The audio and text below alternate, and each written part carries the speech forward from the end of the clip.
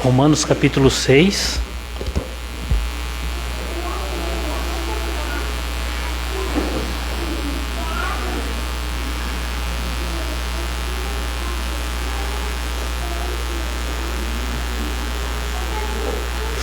Hoje nós vamos nos ater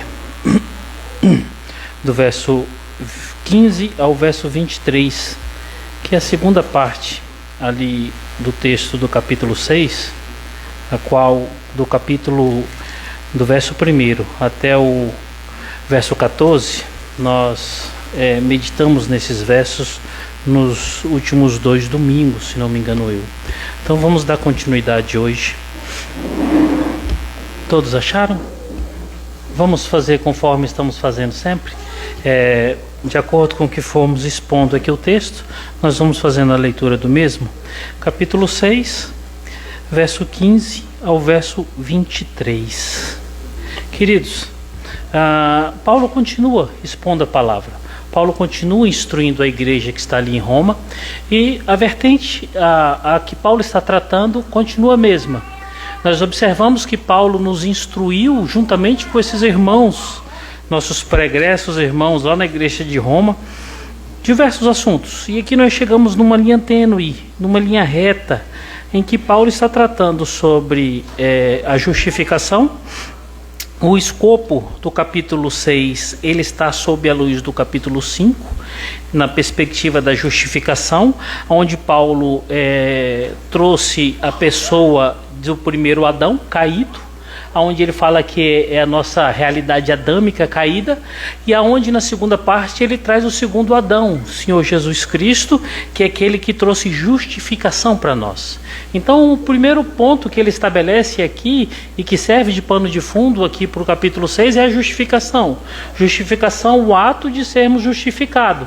E Paulo deixa isso bem claro para a sua comunidade leitora, que a justificação é um ato. É simplesmente a perspectiva do próprio Senhor estabelecer e dizer: vocês estão justificados. Mas Paulo segue uma linha reta agora, uma linha em que mostra que ela está no presente e ela vai ser contínua até no dia da nossa morte, que é a santificação. Ou seja, a santificação, que é um processo do Espírito Santo nos conduzindo por caminhos retos, nos conduzindo por caminhos que agradam a Deus, justificando as nossas práticas e nos ensinando o caminho que nós devemos andar. Nós sabemos que ser santo, ter sido justificado e viver uma vida em santidade não é nada fácil. Mas essa é o grande chamamento do Senhor para nós, sede santos. E aqui Paulo começa a instruir a sua igreja dizendo assim: vocês têm que ser santos. E ele começa a mostrar, como vimos nos domingos passados, que esse chamamento de sermos santos está na perspectiva não da nossa própria força, mas simplesmente pelo ato que nós morremos com Cristo. E por termos morrido com Cristo, nós morremos para o pecado. Estamos mortos para o pecado, e por termos nascido com Cristo, nós agora temos a capacidade de podermos em Cristo viver uma vida diferenciada da qual nós vivíamos. E ele segue mostrando isso e dizendo assim: é impossível para aqueles que nasceram com Cristo através da ressurreição, morreram com Cristo através ali da cruz, através do sepultamento, e essa foi feita numa profissão de fé através do santo batismo. É impossível para essas pessoas viverem em pecado. Por quê? Porque estão mortas para o pecado. E agora, a partir do verso 15, ele começa a trazer esse mesmo entendimento de uma forma mais abrangente. Eu quero, de forma introdutória, para que nós possamos entender o que Paulo vai estar falando aqui do verso 15 ao verso 23, quero trazer 3 pontos para que nós possamos ter uma luz melhor. Olha só. Após deixar claro que o crente não vive na prática do pecado por estar morto em Cristo, ou seja, ter morrido para o pecado, aqui ele reitera, e nós devemos prestar muita atenção agora: a sua conduta de vida irá dizer quem você serve. Ou seja, a forma como o crente vive aponta e diz, declara a quem ele serve. Se ele serve ao pecado ou se ele serve a Cristo. Isso deixa muito claro aqui para Paulo. Paulo deixa isso muito claro para a sua comunidade leitora e tem que estar claro para nós. A forma como eu vivo ela vai estar apontando e direcionando a quem é e a quem eu sirvo, quem é o meu Senhor. É impossível você viver de forma pecaminosa e falar que você é servo de Cristo. É impossível você viver para as delícias desse mundo, para os prazeres desse mundo e dizer que você é de Cristo. Por quê? Porque é incompatível. E Paulo vai estar tratando isso aqui. Uma segunda demanda, Paulo não faz propaganda enganosa quando ensina sobre liberdade. Paulo é claro: fostes livres do pecado, mas agora vocês são escravos de Cristo. Essa tônica vai estar no verso 18, no verso 22 desse bloco.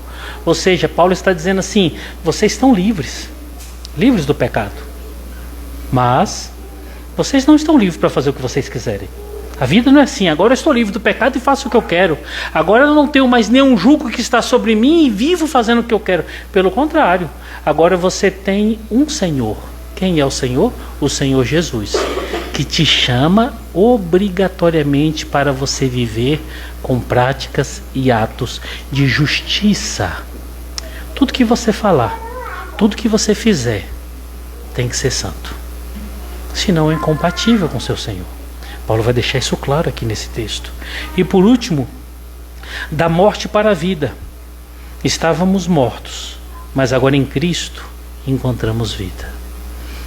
Paulo finaliza aqui mostrando e deixando claro para a sua comunidade de leitura: vocês estavam mortos há pouco tempo atrás, mas por causa de Cristo, por um favor que não se explica, vocês têm vida, e vida eterna. Esse é o resumo do que nós vamos estar vendo a partir de agora, do verso 15 e até o verso 23. Para que a gente possa ter um pouquinho mais de clareza, permita trazer uma ilustração aqui para vocês. É como nós olharmos para uma pessoa recém-convertida. Quem é o recém-convertido? É aquele que abraçou a fé por agora, hoje, ontem. É aquele que está sorridente para tudo. Quem conhece um recém-convertido e quem lembra dos seus primeiros momentos da conversão, não se esquece nunca desses primeiros dias. Você sorri para tudo, você vê flores em tudo, você não consegue ver mal em nada, e até o mal que chega para você se torna em bem, porque tudo para você é maravilhoso demais. Você luta para falar as coisas corretas, você luta para deixar de mentir, você luta para se afastar das promiscuidades, você luta para abandonar todo o mal, e com todo o prazer, com toda a força do mundo. Esse é o recém-convertido.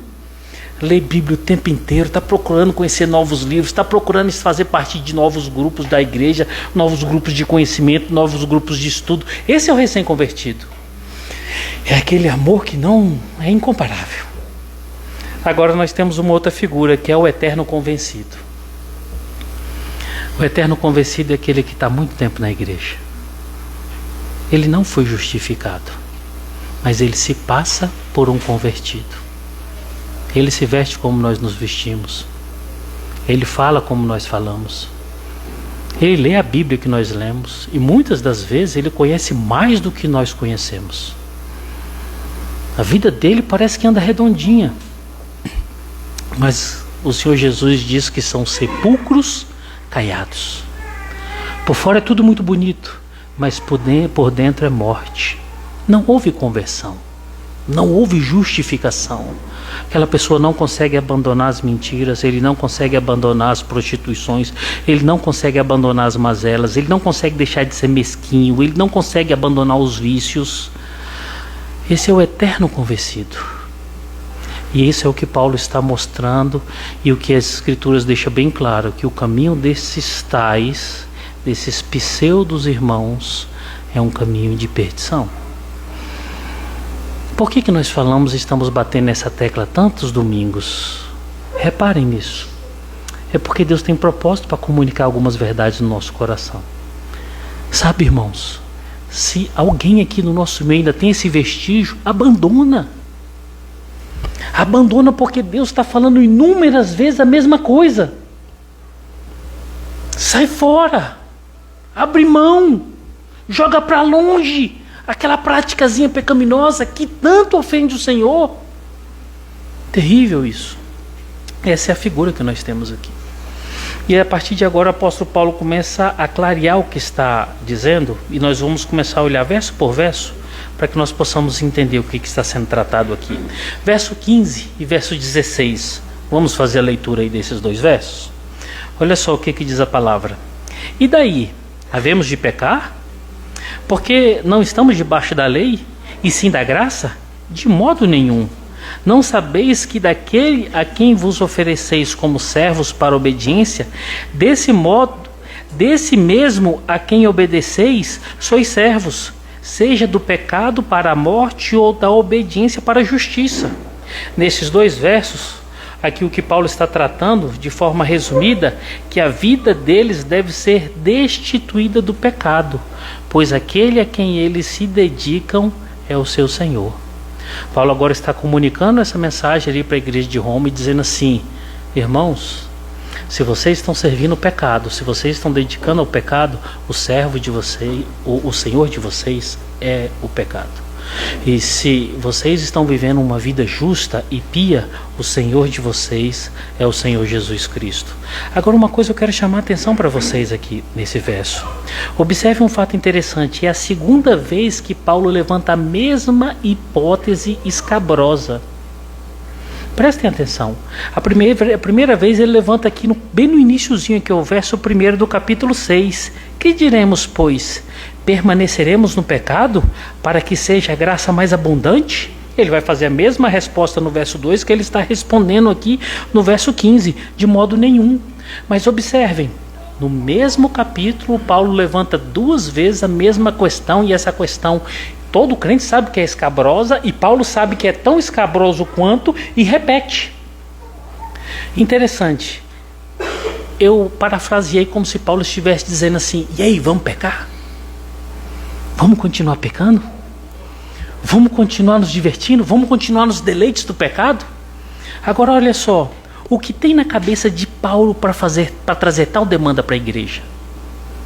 Esse questionamento tem que surgir para nós. O que tem na cabeça de Paulo para trazer tal demanda para a igreja? E aí eu posso responder assim: não é Paulo. Não é Paulo. Ele é somente o servo, o canal que está sendo usado. Quem está falando aqui é o Espírito Santo. Percebem? Paulo é só o canal humano que Deus está usando para transmitir a mensagem. Quem está instruindo o mesmo assunto por duas vezes é o Espírito Santo. E observem, se o Espírito Santo está fazendo, o Espírito Santo tem o conhecimento profundo e verdadeiro do coração de cada um que está recebendo essa mensagem. É claro que Paulo sabia, por uma perspectiva macro das coisas, por uma perspectiva geral, por ser o homem de Deus, por estar nessa caminhada, que essa probabilidade poderia surgir no coração das pessoas. Mas o Espírito Santo sabia na particularidade. O que o Espírito Santo está fazendo aqui através dos escritos de Paulo? Ele está chegando para essa comunidade e dizendo assim: parem de continuar, ou de tentarem, ou de cogitarem querer viver pelo pecado, acreditando que a abundância do pecado vai trazer graça de Deus. Isso é totalmente equivocado. Não façam isso. Não façam isso de forma nenhuma. Por quê? Porque isso é errado, isso é mentira. E é por isso que está sendo retratado aqui duas vezes. E tanto na primeira resposta, quanto na segunda, a resposta é a mesma: de forma nenhuma. Essa palavra aqui no grego, irmãos, ela não tem nem tradução, mas a expressão mais próxima que nós podemos dizer é uma resposta contraditória com muita força: de jeito nenhum. Em nome de Deus, afaste isso aí para lá. Não pense nessas coisas. Por quê? Porque isso não vai acontecer. Tem muitas pessoas que pensam, e você vai ver no percorrer da história, que se eu continuar no pecado, se eu continuar no deleite do pecado, Deus vai me agraciar, Deus vai me abençoar, Deus vai me perdoar. Olha, irmãos, não pense que Deus vai passar a mão na cabeça de ninguém. Ainda mais de tais pessoas que pensam que podem continuar no pecado porque eles vão encontrar graça. Não, isso não vai acontecer. Você fala assim: mas pastor, isso aconteceu? É só você olhar no decorrer das Escrituras. No livro de Judas, nas outras epístolas paulinas, você vai perceber que a luta dos apóstolos, a luta dos escritores, é contra uma classe de pessoas que está cada vez mais distante de Deus. Chegam aqui os gnósticos, chegam aqui pessoas que estão totalmente alienadas em relação às coisas do Senhor Deus, que evocam viver em promiscuidade.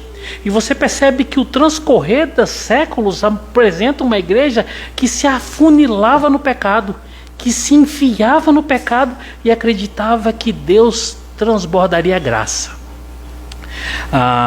Aqui, por cerca de 1880 e pouco, tem um exemplo chamado Grigori Rasputin. É um monge louco russo. Ele não terminou seu período de estudo, mas ele simplesmente acreditava e propagava isso. Nos entregamos aos prazeres sexuais para que a graça possa ser mais abundante do que o pecado. E uma das propostas desse homem era que as mulheres tivessem relação com ele para que elas pudessem ser curadas. E esse era um homem que fez um estardalhaço na Rússia em nome de Deus. Isso percorre a história, percorre até os dias de hoje. Você percebe que existe isso nos dias de hoje. O Alex está aqui de prova.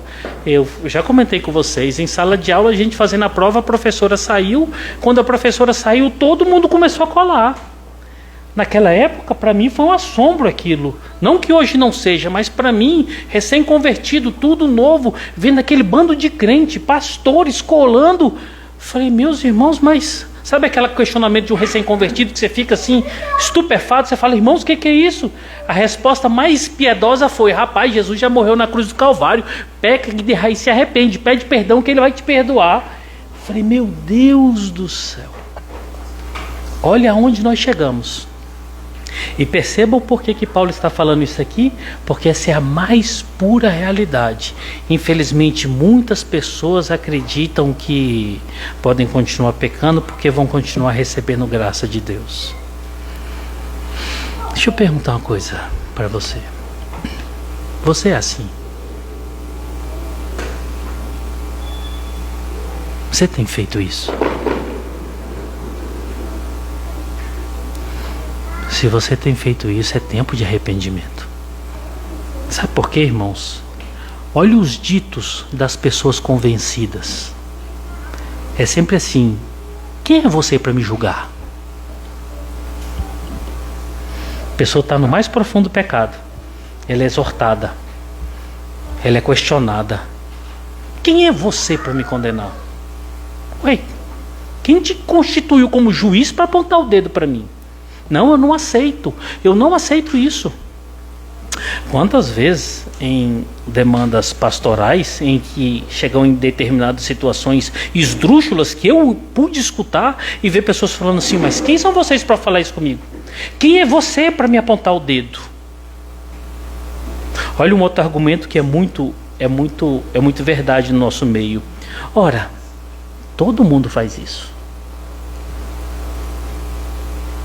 Quem é você para me acusar? Puxa, você está me acusando de uma coisa que todo mundo faz. Poxa, eu vou ser apedrejado agora, está todo mundo fazendo. Os irmãos da igreja fazem. As pessoas do mundo fazem. E eu vou ser condenado agora? Essa é uma frase de um convencido.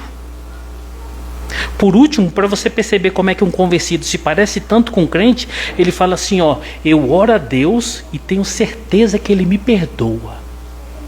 Eu oro a Deus e tenho certeza que Ele me perdoa. O cara está pecando, está errando, fazendo o mesmo pecado, se afunilando em toda imundície que só produz aversão da parte de Deus, nem sequer tenta sair dali. Depois de afrontar as pessoas que chamam ele a razão, ela a razão, ele fala assim, eu oro a Deus e tenho certeza que Deus me perdoa.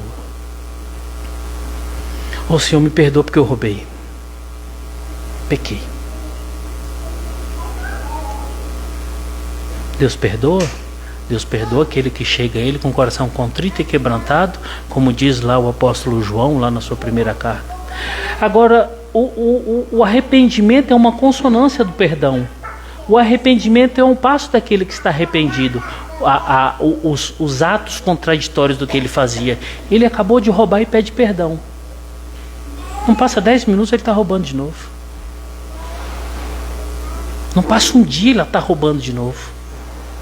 Está prostituindo de novo, está mentindo de novo, está matando de novo. Esse é o eterno convencido. E é para essa pessoa que o Espírito Santo está comunicando essa palavra, está dizendo assim: abandona. Por quê? Porque a Bíblia traz consequências terríveis para essas pessoas. Mateus capítulo 17, do verso 19 ao verso 23, Mateus está escrevendo e apontando para os crentes. Mateus não está apontando para o mundo não, irmãos. Mateus está apontando para os crentes. Ao ponto que ele diz assim, que naqueles dias muitos dirão assim: Senhor, Senhor, eu curei em teu nome. Senhor, eu profetizei em teu nome. Senhor, eu preguei em teu nome, Senhor. Ou seja, crente é o falso profeta, é o eterno convencido, que se parecia crente, que falava como crente, que os sinais eram sinais de crente, que os sinais eram sinais de igreja, pregação, cura, profecias. Mas o Senhor fala assim: eu não te conheço, maldito, se afasta de mim. Está percebendo porque ser um eterno convencido é perigoso? 1 João capítulo 3, do verso 7 ao verso 9, João fala assim, ó: quem vive na prática do pecado não tem parte com Deus. Quem vive na prática do pecado não tem parte com Deus. Aí você percebe muito irmão, muito dito crente, que continua falando seus palavrões, que continua sendo iracundo, que continua sendo mentiroso, que continua pecando os mesmos pecados que ele pecava quando era do mundo, e não para, é reiterado, continua do mesmo jeito, parece cada vez estar mais aperfeiçoado, cada vez melhor. Irmão, o apóstolo está dizendo que aquele que vive na prática do pecado, ele não tem parte com Deus. João capítulo 10, do verso 1 ao verso 4, Jesus chega para ali e diz assim: as minhas ovelhas me ouvem, e quando eu as chamo, elas me seguem. Aí é um momento que a gente fala assim: mas eu não consigo compreender, pastor, porque essas pessoas estão no nosso meio.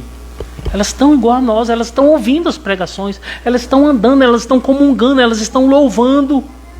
Você vai entender no próximo texto, porque é Mateus 13, do 24 ao 30, que é a parábola do joio e do trigo. Vocês lembram dessa parábola? Essa parábola diz que o Senhor, um dono da terra, foi e plantou no seu campo o trigo, né? Aí ele foi descansar. Nesse período que ele foi descansar, o inimigo veio e lançou o joio. O decorrer da história diz que no outro dia, no outro momento, esse senhor chega junto com seus servos e descobrem que ali está cheio de praga, está cheio de joio. E os servos falam assim: meu senhor, permita-nos que nós viemos tirar dali o joio, porque senão vai estragar a plantação. Muito sábio aquele senhor falou assim: não, deixa crescer junto, porque se você tirar o joio agora, corre o risco de você tirar o trigo também. Agora olha o que é interessante: o joio recebe sol como recebe o trigo. O joio recebe adubagem como recebe o trigo. O joio recebe chuva como recebe o trigo. O joio recebe sombra como recebe o trigo. E é muito parecido, você não consegue distinguir. Mas aí o Senhor fala assim: vai chegar um tempo que é o dia da colheita, e aí nós vamos tirar. O trigo vai para um lado e o joio vai para o outro. O eterno convencido é o joio. Ele recebe as palavras que o crente recebe. Ele recebe as bênçãos que o crente recebe. Ele está aqui participando das mesmas graças que o crente recebe. Ele tem as mesmas oportunidades que o crente recebe, mas ele prefere ficar escondido, escamoteado. Mas a parábola diz assim: o joio vai ser lançado no fogo para ser queimado e destruído. O trigo vai ser utilizado com uma perspectiva boa para a lavoura. Quem é você, meu irmão? Joio ou trigo? Quem é você dentro desse escopo? Um crente de verdade ou um eterno convencido? Não é sem motivo que Paulo está pregando e falando por 2 vezes o mesmo assunto, e chegando para nós o mesmo assunto. Olha, de modo nenhum fique longe de mim viver para o pecado. Por quê? Porque eu estou morto para o pecado. Em Cristo não existem mais pulsões para eu entregar o pecado. e nem naquele meu quartinho escondido. Eu quero acender as luzes e pedir para que o Senhor, através do seu Santo Espírito, faça uma limpeza completa nesse quartinho e limpe meu coração por completo, para que eu realmente, como um crente que vive para o Senhor, tenha uma vida agradável ao nome do meu Deus, porque Ele é o meu Senhor. E Paulo fala aqui no verso 17, verso 16: a quem nos dedicamos é a quem nós servimos. Olha aí o verso 16. O pecado para a morte. Olha que dureza, irmãos. Paulo está falando que aqueles que se dedicam ao pecado estão se direcionando para a morte. Se você está pecando, saiba, você está num caminho de morte. Mas Paulo diz aqui no verso 16: a obediência para a justiça. Posso dizer, obediência para a vida. Sabe, irmãos, todos nós temos lutas contra o pecado. É interessante porque a Bíblia aqui, Paulo, na ilustração que Paulo fala assim: você está morto para o pecado. Aí você fala assim: pastor, mas eu não consigo entender como é que eu estou morto. Eu sinto o desejo, eu sinto vontade, eu sou tentado. O que Paulo está falando não é assim, que você morreu a tal ponto que você não está sentindo mais desejo de pecar. Ele está falando que agora o jugo do pecado não está mais sobre você. Ou seja, o Senhor Jesus é o Senhor da sua vida. Prostre-se a Ele, irmãos, chame a Ele, clame por Ele. Coloque-se diante dele e fala: Senhor, eu preciso da sua ajuda. Senhor, a minha carne ainda pulsa, o meu velho homem ainda grita, me afasta de mim mesmo, porque eu não quero pecar contra ti. Essa é uma das melhores ou uma das maiores orações que um crente pode fazer. Sabe, irmãos, eu me assusto. Eu tenho visto um pouquinho mais da internet esses dias. Tem um rapaz que está sendo muito recorrente na internet. Eu acho que todos vocês devem conhecer pelo nome, que é o Pablo Marçal. Eu vejo muita gente criticando o Pablo Marçal, mas eu estou vendo uma coisa interessantíssima. O que o Pablo Marçal está fazendo hoje, não posso nem falar numericamente das igrejas que não estão fazendo, porque poderia ser até um exagero, mas é de 90% para cima. O Pablo Marçal tem uma frasezinha que ele fala assim: todos os dias antes de você se levantar da sua cama ou quando você acordar, ore. Faça as outras coisas, mas ore. Se você percorrer agora pelas igrejas evangélicas do Brasil inteiro e fora do Brasil, você vai encontrar cultos que começam às 10 horas e cultos que começam no fogo. Por quê? Porque já tem campanha, lista de requisições diante de Deus, campanha já começando do dia 31 para o dia 1º, porque Deus tem que dar, porque Deus tem que fazer isso, tem que fazer aquilo outro, e tal, e tal, e tal, e você vai ser um conquistador, você vai ser isso, você vai ser aquilo outro. E eu não estou dizendo que o escopo que o Pablo Marçal direciona para as pessoas não seja esse, porque esse é o foco dele, mas nós, igreja, nós não conseguimos ver igrejas, pastores que estão incentivando os seus membros, que estão incentivando as ovelhas de Jesus a buscarem ao Senhor de todo o coração, a buscarem o Senhor em oração, a se dedicarem uma vida pia ao Senhor. Aí nós encontramos uma pessoa dedicada ao comercial, que você, quando observa os seus seguidores: estou orando agora todo dia de manhã, estou começando a minha vida com oração, estou começando o meu dia com oração, e não é um nem dois. São centenas e milhares de pessoas. Tem alguma coisa errada, irmãos. A melhor oração que nós temos que fazer é essa: Senhor Jesus, me tira, Senhor, me ajuda contra a força do pecado que ainda grita em mim. Me ajuda contra essas mazelas do antigo eu que morreu contigo na cruz do Calvário, para que eu possa viver para a glória do teu nome. Me dá forças para eu continuar nessa caminhada. Essa é uma das orações mais importantes que você tem que fazer ao Senhor Jesus. E muitos de nós não estamos fazendo. Paulo continua. Ele vai falar agora no verso 17, no verso 18, Paulo fala da transição do estado de pecado para práticas de vida justa. Ele fala assim: vocês viviam no pecado, vocês viviam em morte, mas agora vivos em Cristo, práticas e vida justa. Não tem motivos para aquele que se diz crente em Jesus não praticar atos de justiça. Por quê? Porque primeiro ele foi justificado. Depois ele está num profundo processo de santificação.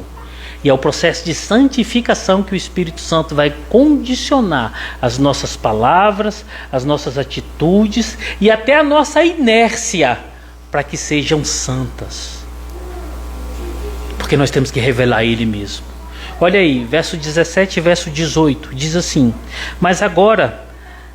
Mas graças a Deus, porque outrora escravos do pecado, contudo viestes a obedecer de coração a forma da doutrina, a forma de doutrina a que fostes entregues.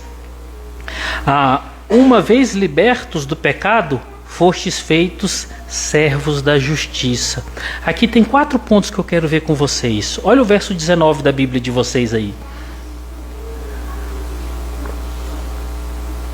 Paulo fala assim: em tempos idos, vocês foram libertados da impureza e da maldade, que era condicionado para a maldade. Perdão, irmãos, volta para o verso 17. Verso 17. Paulo incentiva os irmãos aqui no verso 17 a serem gratos pela mudança de vida. Verso 17, mas graças a Deus, porque foi Deus, porque outrora vocês eram escravos do pecado. Nós temos que ser gratos a Deus, porque foi por causa dele que eu abandonei o pecado. E Paulo está falando assim: vocês, outrora, ontem, vocês estavam escravizados pelo pecado, vocês não conseguiam fazer nada. Vocês não conseguiam ter uma comunhão com a família de vocês, vocês não conseguiam ter uma comunhão com o próximo, vocês não conseguiam serem agradáveis a Deus. Por quê? Porque vocês eram escravos do pecado. Mas agora, porque Deus assim o quis, transportou vocês dessa realidade do dia de hoje e fez de vocês servos.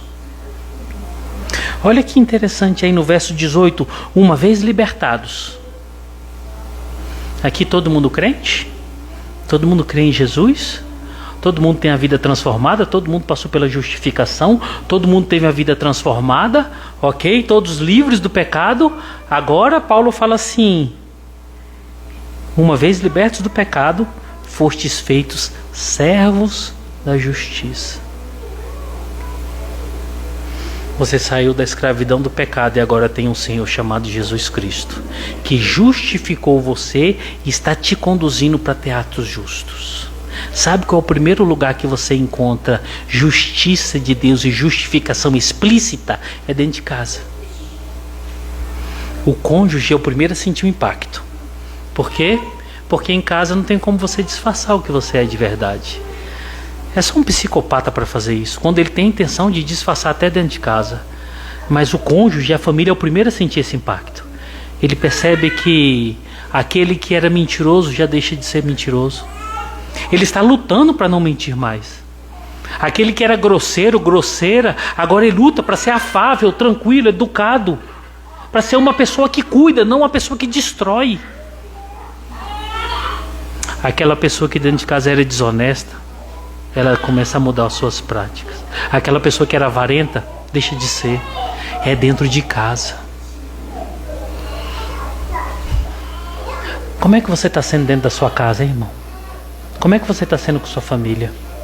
Seus filhos são os primeiros a receber o impacto. O baque é muito forte. Aquele pai que era violento e grosseiro não é mais.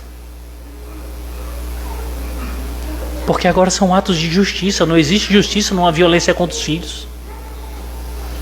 Aquele que era adúltero, aquela que era adúltera, já não é mais. Porque adultério não é ato de justiça. Vós fostes escravos do pecado, mas graças a Deus agora vocês são servos de Cristo e vivem em práticas de justiça. Sabe o que me assusta diante de um texto desse, irmão Juraci? As estatísticas mostram que o Brasil cresce exponencialmente como o país mais cristão do mundo.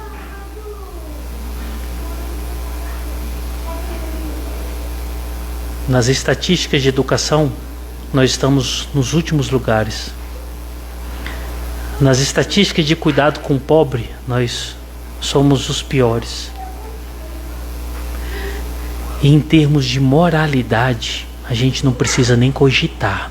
Aí permitam-me perguntar para vocês, e essa pergunta serve para mim também. Será que esse país deve ser justamente considerado um país cristão?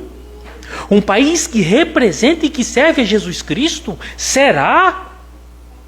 Como? Quanto mais crentes tem nesse país, pior fica. Olha a representação do Congresso Nacional. Olha a representação dos outros poderes. Irmãos, você não vê atos de justiça. Você não vê humildade. Você não vê simplicidade. Você não vê humanidade. Como é que dizemos que esse país é um país de crentes? O número de aborto cresce aceleradamente. O número de suicídios cresce desastrosamente. O número de inadimplência cresce incalculavelmente. Como que podemos dizer que isso é um país de crente? A promiscuidade, as gravidez fora de casamento, os adultérios, os divórcios, a violência dentro de casa é assustadora. Como que um país desse pode dizer que é um país que serve a Jesus? Ou o país está todo errado e a Bíblia está certa, ou a Bíblia está certa, ou a Bíblia está errada e o país está correto. E aí eu quero transpassar a pergunta para vocês. Como que vocês têm feito para que numericamente isso seja diferente? Como é que está sendo o relacionamento de vocês em casa? Como é que está sendo o cuidado com os filhos de vocês? Como é que está a questão da inadimplência? Como é que está a questão da honestidade, da violência? Se somos servos de Jesus, devemos exemplificar Jesus em tudo, em tudo. Verso 19 ao verso 22, Paulo agora vai tratar dizendo que tudo o que ele falou agora em práticas de vida, ou seja, tudo que foi falado agora vai ter que ser exemplificado com atos de vida. Vamos ler do verso 19 ao verso 22? Falo como homem, por causa da fraqueza da vossa carne. Assim como ofereceste os vossos membros para a escravidão da impureza e da maldade para a maldade, assim oferecei agora os vossos membros para servirem à justiça para a santificação. Porque quando éreis escravos do pecado, estáveis isentos em relação à justiça. Naquele tempo, que resultados colhestes? Somente as coisas de que agora vos envergonhais, porque o fim delas é morte. Agora, porém, libertos do pecado, transformados em servos de Deus, tendes o vosso fruto para a santificação e, por fim, a vida eterna. É como se Paulo estivesse dizendo assim: tudo que eu falei para vocês, está vendo aí? Agora, pela certeza da vida que vocês têm em Cristo, transforme isso em atos de vida. Olha o que Paulo fala aqui no verso 19: da impureza e da maldade para a maldade. Paulo está dizendo assim, ó, do que vocês fizeram que era impuro e do que vocês fizeram do que era mal, vocês só plantaram mal e só colheram mal. Vocês viveram para isso, para mais nada. O perverso vive para isso. Tem um ditado que fala assim: quem planta vento, colhe tempestade. Não tem como, o extremo, né? Não tem como você plantar arroz e querer colher feijão. Não tem como você plantar batatas e colher melancia. Você plantou o mal, você vai colher o mal. Isso é a tônica na vida de todo mundo. É por isso que quando você olha para as maldades e perversidades que estão acontecendo hoje, tanto para aqueles que estão dentro da justiça, que se fazem justiça, que se fazem poder, e daqueles que não se fazem, irmãos, eles estão plantando o mal para colher o mal. É inevitável. E nós estamos aqui no meio. O que isso significa? Significa que os nossos olhos, daqui a poucos dias, vão continuar vendo muitos males. Muitos males. Sabe por que o eterno convencido ele tem que deixar essa prática? Porque ele tem que deixar de fazer o mal, irmão. Nós temos muitos pais aqui no meio. Sabe, irmão, quando você é eterno convencido e você é pai, você arrebenta com seu filho. Você ensina coisas muito ruins para o seu filho. A hora da colheita vai chegar. Aí é a hora da colheita, é a hora que seu filho vai ter que, por tudo que ele aprendeu e por tudo que ele está praticando com você de forma agora melhor, mais experiente, mais habilitado, vai padecer porque você fez muita coisa ruim para ele. Aí você percebe por que tem muita casa em que os filhos estão passando por diversas tormentas. Aí você percebe por que tem muita casa onde filhos estão sofrendo muito, mas porque estão fazendo as mesmas coisas que os pais faziam. É fotocópia, é uma xerox. Abandone, irmãos. Clama ao Senhor. Grita a Ele, fala: Senhor, me ajuda, pelo amor de Deus. Me tira desse precipício eterno. Tira minha família desse lugar. Tira minha casa desse ambiente. Isso é doentio. Em aconselhamento eu encontro muitas famílias que passam por isso, em que o filho encontrou na pessoa do pai e na beleza da vida fácil, da vida plural, de muitos relacionamentos, o gosto e o prazer, porque isso comunicava as mesmas coisas que tem no mundo. Aí começa a crescer uma criança promíscua, plural, e você percebe que nos relacionamentos dela lá na frente ela não consegue manter fidelidade, ela não consegue fazer raiz, ela não consegue ser profunda, ela é sempre superficial, porque ela aprendeu uma característica de um eterno convencido. E quando você pratica esses atos, a sua família é rasa, é superficial, é frígida. Irmãos, abandonemos isso, porque quem planta mal vai colher o mal. Agora aqui no verso 19, Paulo continua e diz assim: aqueles que estão na prática da justiça é para a santificação. Aquilo que você fazia para o mal, agora você vai fazer em atos de justiça para a santificação. A sua justiça, os seus atos de justiça, suas palavras de justiça, direcionados pelo Espírito Santo na sua vida, corroborar para a santificação sua e de uma visão, pelo menos uma visão plenária das pessoas, de uma contemplação de justiça e santidade. Irmãos, como nós precisamos de pessoas justas no nosso meio. Como esse país precisa de pessoas retas e serenas. Pessoas simples, pessoas que façam bem, pessoas humanas, pessoas que queiram o bem dos outros e façam o bem para os outros. Como nós precisamos de crentes cheios do Espírito Santo, que estejam dispostos a orar pelos outros, a fazer caridade, a pregar o Evangelho. Eu não sei se sou só eu, mas se vocês concordam comigo, ou se sou eu que só fico dentro de um local trancafiado o tempo inteiro, mas há tempos idos, nós vimos pessoas pregando nas paradas de ônibus. Tempos atrás eu encontrava algumas pessoas vestidas de roupinha social, uma gravatinha, e pregando o Evangelho.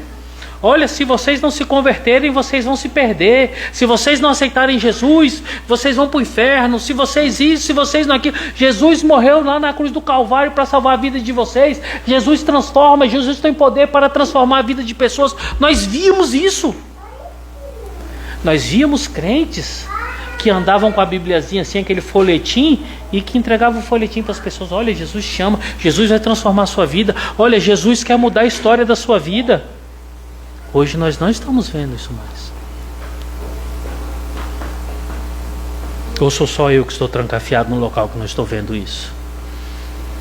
Simplesmente parece que a evangelização está cessando no nosso meio.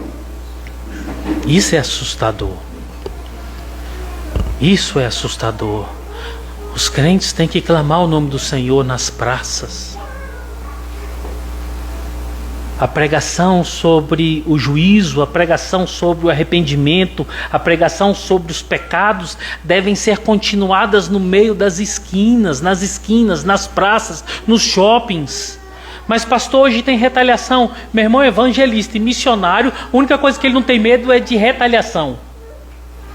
Diz um grande avivalista que voltou para casa triste porque só tinha levado ovadas e tomatadas. Porque o normal dele era apanhar, era quase ser apedrejado, correr perigo mesmo de morte, mas levar ovada e tomatada, isso aí não me... Parece que eu não estou nem mais pregando o evangelho. Aí você olha para os dias de hoje, as pessoas estão com medo, eu estou com medo, eu posso ser presa. Um avivalista fala assim, se eu for preso, o presídio inteiro vai se converter. Porque eu vou chegar lá e eu vou pregar o evangelho. Se me colocarem em qualquer local, eu vou continuar pregando o evangelho. E é engraçado, quando você olha para pessoas assim, você percebe que realmente a vida deles era dessa forma. Nós estávamos lá na BCB e havia um pastor falando sobre um missionário. Acho que ele tinha 16 ou 18 anos, foi para um local e foi preso lá. E eles, para chegarem ao extremo do mal contra essa pessoa, eles ficavam furando com agulha entre a unha, embaixo da unha dele, né? E falava assim para ele, nega Jesus, nega Jesus. Isso passou por muito tempo. Diz no testemunho que esse irmão estava com as mãos todas arrebentadas. Aí entraram em contato com os pais dele para mostrar o que estavam fazendo com ele, para ver se o clamor dos pais dele ia fazer com que ele mudasse, pela vergonha, né? Porque pela dor já não estava tendo jeito. E os pais dele falaram assim, meu filho escolheu ser crente e pregar o evangelho. Isso parte do nosso coração, mas ao mesmo tempo nos alegra, porque nós sabemos que no nosso filho está se cumprindo a palavra de Deus. Sabe o que é isso, irmãos? Quando Cristo habita no nosso coração, não tem nenhuma retaliação que nos traga temor. Sabe por quê? Vai estar se cumprindo a palavra em nós. Se nós praticávamos o mal, façamos o bem agora. Façamos o bem, procuramos o bem. Por quê? Porque isso glorifica o nome do Senhor. Será que é difícil fazer o bem? Para vocês que foram convertidos, que foram chamados, foram justificados, será que é difícil? Irmãos, quem direciona a vida de vocês é o Santo Espírito. Sigam fazendo o bem. Verso 20, Paulo fala que os escravos do pecado são isentos da justiça. Olha aí o verso 20. Porque quando eres escravos do pecado, estáveis isentos em relação à justiça. O que Paulo está falando aqui é que não é que Deus está requerendo que essas pessoas façam atos justos. É porque eles estavam mortos. Um morto não consegue fazer atos de justiça. Ele não consegue glorificar a Deus no completo. Você percebe que muita pessoa vive fazendo bem aí pelo mundo afora e é ímpio. Mas quando você conversa com essa pessoa e vai descobrir por que ele está fazendo isso, ele tem um monte de justificativa. Porque eu estou oferecendo para o santo fulano de tal, estou oferecendo para minha família, porque meu pai queria que eu fizesse, por causa disso, por causa daquilo outro. É só você olhar para Paulo. Paulo estava avassalando a igreja. E para ele estava fazendo bem. Não é ato de justiça. Por quê? Porque não dá conta. O ímpio não dá conta de glorificar a Deus fazendo o que é correto. Por quê? Porque não é próprio dele. Por isso que ele está desassociado e desobrigado de fazer o ato de justiça. Mas nós não. Verso 21. Quais resultados vocês tiveram do passado pecaminoso? Esse é o questionamento.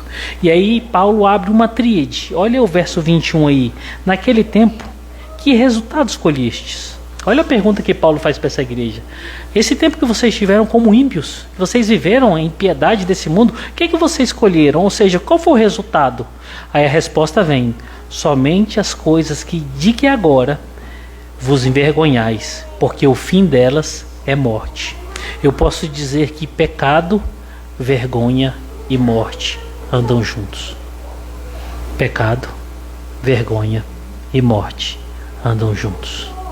Quando você persistir no seu caminho de pecado, lembre-se, ele tem que ficar oculto porque ele é vergonhoso. E se você não abandonar essa prática do pecado, você vai alcançar a segunda morte. Dali você nunca mais vai sair. Pecado, vergonha e morte. Paulo está falando, o que vocês escolheram? Olhem para nós tempos atrás. Olhem para as nossas vidas antes de Cristo. O que nós fazíamos? Pecado. Tem atos que nós fizemos lá atrás que sequer falar temos coragem. De tão vergonhoso que é.